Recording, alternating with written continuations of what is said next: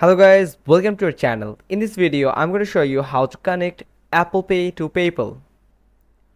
Now, you just need to follow the steps mentioned in this video. So, watch till the end.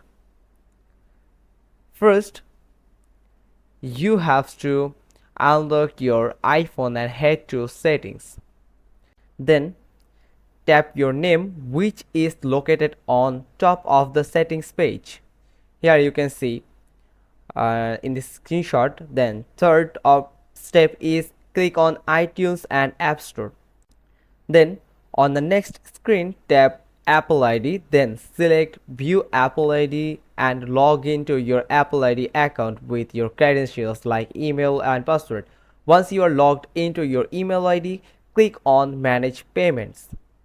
Here you can find in this Apple ID section manage payment option is available. Then click on add payment methods, then tap on PayPal on the next screen. You can just click on here add payment method and you can log into your PayPal account and confirm that you are adding PayPal onto your Apple Pay account. That's all. Hope you found this video helpful. If so, then give us a thumbs up. Don't forget to subscribe our channel, click on the bell icon, and we will get back to you soon with another informative video.